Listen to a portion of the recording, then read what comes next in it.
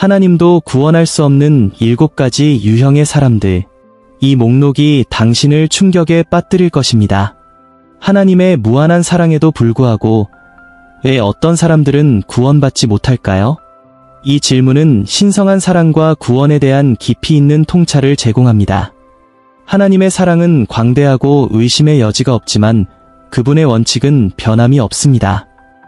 오늘 우리는 성경에 따라 구원받을 수 없는 7가지 유형의 사람들을 살펴보겠습니다.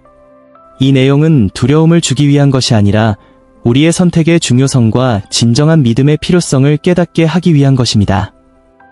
이 7가지 유형을 탐구하며 우리의 영적 여정을 되돌아 보겠습니다. 첫째, 불신자들입니다. 이들은 예수 그리스도의 탄생, 죽음, 장사, 그리고 부활을 믿지 않는 사람들입니다. 성경에 따르면 이러한 사람들은 구원받을 수 없습니다. 구원의 유일한 길은 하나님에 대한 믿음을 통해서만 가능합니다.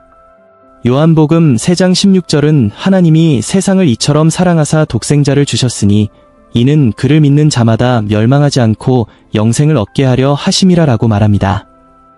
이 단순한 구원의 계획을 가볍게 여기는 사람들이 많기 때문에 불신이 매우 위험한 것입니다. 둘째, 예수 그리스도가 아닌 다른 방법으로 구원을 얻으려는 사람들입니다. 요한복음 5장 40절은 그들이 예수께 나아가 생명을 얻으려 하지 않음을 지적합니다. 예수님은 아버지께 나아가는 유일한 길이며 그분을 통하지 않고서는 누구도 하나님께 나아갈 수 없습니다. 사도행전 4장 12절은 사람 중에 구원을 받을 만한 다른 이름을 우리에게 주신 일이 없습니다. 예수님의 피 외에는 우리를 구원할 수 있는 것은 없습니다. 지식, 권력, 돈, 외모, 심지어 가족이나 친구도 우리를 구원할 수 없습니다. 없습니다. 오직 예수님의 십자가에서의 죽음이 우리의 죄를 대신 치르셨습니다. 셋째, 위선자들입니다. 예수님은 이들을 마태복음 23장 3절에서 직접 지적하시며 천국의 문을 닫고 너희는 들어가지 않으며 들어가려는 자도 막는도다라고 말씀하셨습니다. 위선자는 자신이 아닌 척하는 사람입니다.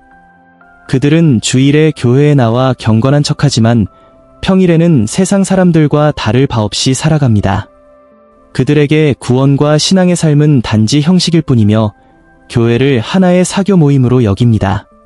넷째, 자기위에 빠진 사람들입니다. 이들은 자신의 선행, 종교적 활동, 도덕적 행동이 천국에 들어가는 자격을 준다고 믿습니다. 하지만 이사야서 64장 6절은 우리의 의로운 행위가 하나님 앞에서는 더러운 옷과 같다고 말합니다. 에베소서 2장 89절은 구원이 은혜로 말미암아 믿음으로 오는 것이며 우리가 자랑할 것이 아님을 상기시킵니다. 누가복음 18장 9914절에 등장하는 바리새인과 세리의 비유는 이 점을 강조합니다. 바리새인은 자신의 의의를 자랑했지만 세리는 겸손하게 하나님의 자비를 구했습니다. 예수님은 겸손한 세리를 칭찬하시며 자기위에 빠진 사람들의 위험성을 경고하셨습니다. 다섯째, 배교자들입니다. 베드로후서 2장 22절은 주와 구주 예수 그리스도를 알았던 사람들이 다시 세상으로 돌아가 그에게 지배당하면 그들의 마지막 상태는 처음보다 더 나빠질 것이다 라고 경고합니다. 이 말씀은 진리를 알았음에도 불구하고 다시금 그 길에서 벗어나는 것이 얼마나 심각한지를 보여줍니다. 이러한 사람들은 결국 처음보다 더 나쁜 상황에 처하게 됩니다. 여섯째, 신성 모독자들입니다. 끝으로 여러분에게 부탁드리고 싶은 중요한 것이 있습니다. 저희 채널을 구독하고 이 영상을 좋아요로 응원해주세요. 또 파란 가입 버튼을 눌러 채널에 회원이 되어주세요. 하나님의 말씀을 전파하는 데 큰 도움이 됩니다. 다음은 신성 모독자들입니다.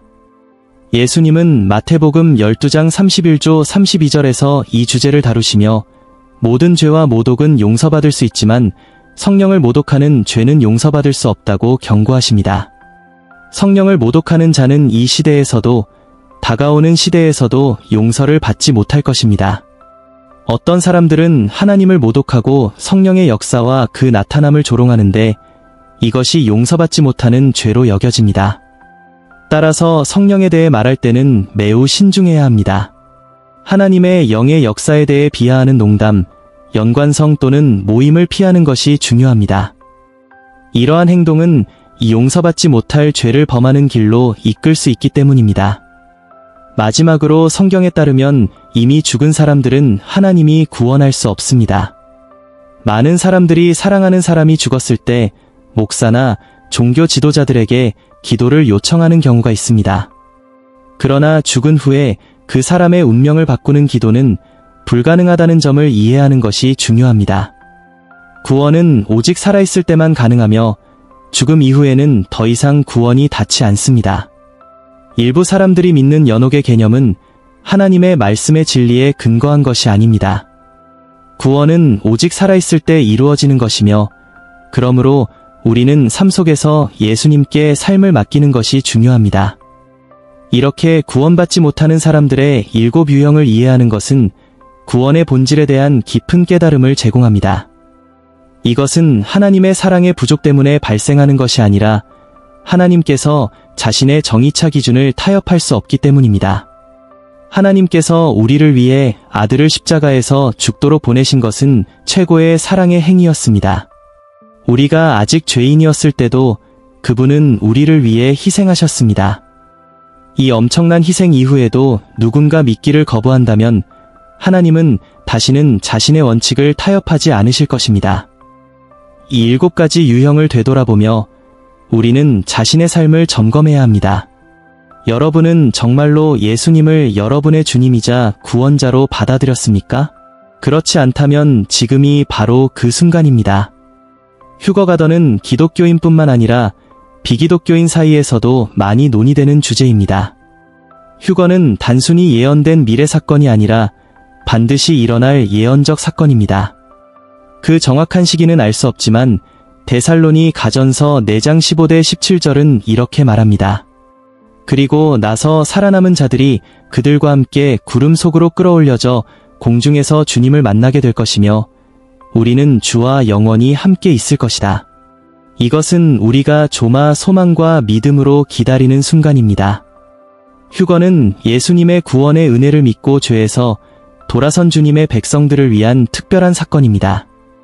아무리 선한 일을 많이 했고 아무리 고결한 의도를 가졌더라도 하나님을 믿지 않는 사람은 휴거가 일어날 때 함께 끌려 올라갈 수 없습니다. 일부 사람들은 휴거가 한 번 이상 일어나 첫 번째 휴거를 놓친 사람들에게 2번째 기회가 있을 것이라고 믿습니다. 그러나 성경은 이러한 생각을 지지하지 않습니다. 따라서 이 영광스러운 경험에 참여할 수 있도록 지금 최선을 다하는 것이 중요합니다. 휴거는 단 한 번 일어날 것이며 반복되지 않을 것입니다. 휴거에서 제외된다는 것은 적그리스도의 혼란과 박해에 직면하는 것을 의미합니다. 반면 휴거에 참여한 사람들에게는 주님과 함께하는 영원한 통치가 시작될 것입니다. 휴거에 참여한 믿는 자들과 주님과의 관계는 영원할 것입니다. 그들은 지옥의 위험에서 벗어나 영원한 생명을 온전히 누리게 될 것입니다. 마지막 원수인 죽음은 심판받고 정복될 것입니다. 휴거를 준비하는 여러분의 걸음 속에서 하나님은 우리에게 길을 인도하는 표지판을 남기고 계십니다. 성경은 휴거가 언제 일어날지 명확히 언급하지 않지만 우리는 말세의 징조를 경계하고 준비하라는 경고를 받았습니다. 예수님께서도 이 징조들과 마지막 때의 경계를 지키라고 가르치셨습니다. 따라서 이러한 징조들이 오늘날 나타나고 있음을 보며 우리는 그 어느 때보다 성경에 더욱 주목해야 합니다. 마태복음 24장 33절에서 예수님은 이 모든 것을 볼 때 너희는 그 문 앞에 임박한 줄 알라고 말씀하셨습니다.